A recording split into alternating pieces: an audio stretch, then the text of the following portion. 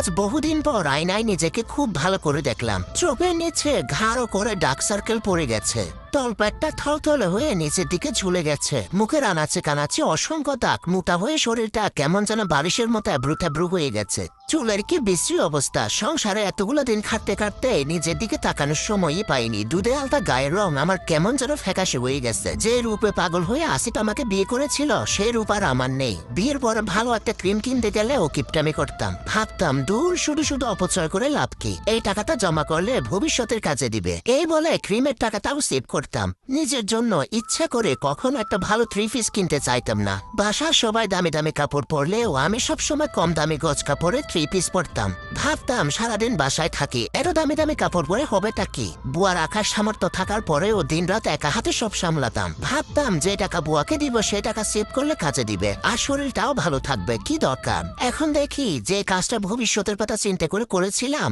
আজ সেই সবকিছুর জন্য খুব আফসোস লাগছে। স্বামীকে এত সুন্দর করে ভবিষ্যৎ বানিয়ে দিলাম, আর সেই স্বামী এখন অন্য কাউকে পেতে চাই। আজ থেকে শুধুমাত্র আমি আমার নিজের কথাই ভাববো। এতদিন সব শখ আল্লাহ বিসর্জন দিয়েছি, আর না তার জন্য ভাববো। বিয়ের সময় আমার বয়স ছিল 18, এখন 28। আমার সাথে এখনো অনেক মেয়ের বিয়ে হয়নি, আর আমি 3 বাচ্চার মা। যাই হোক, আজ থেকে শুধু নিজের আর বাচ্চাদের খেয়াল রাখবো, বেঈমানদের না। তাই ঠিক করলাম আজকে একজন ডায়েটিশিয়ানের কাছে যাব। শরীরের বাড়তি ওজনটা যেভাবে হোক কমাতে হবে, সাথে আজকে নিজের জন্য কিছু কেনাকাটা করব। বয়সের তুলনায় আমাকে বেশি বয়স্ক দেখাচ্ছে। আর অন্যদিকে আসিফ একেবারেই ফিট, তাকে দেখলে মনে হয় এখনো সে 26 বছরের তাগড়া যুবক, অথচ তার বয়স কিন্তু 38 চলে। সে নামি দামি ব্র্যান্ডের জুতা কাপড় ছাড়া কিছুই পরে না।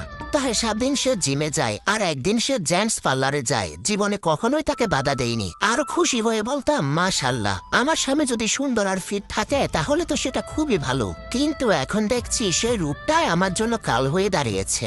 এই রূপের পেছনে তার শত শত মেয়ে ঘুরে। যাই হোক, আজকে সকালে আসিফ আর ওর মা বাসা ছেড়ে চলে গেছে।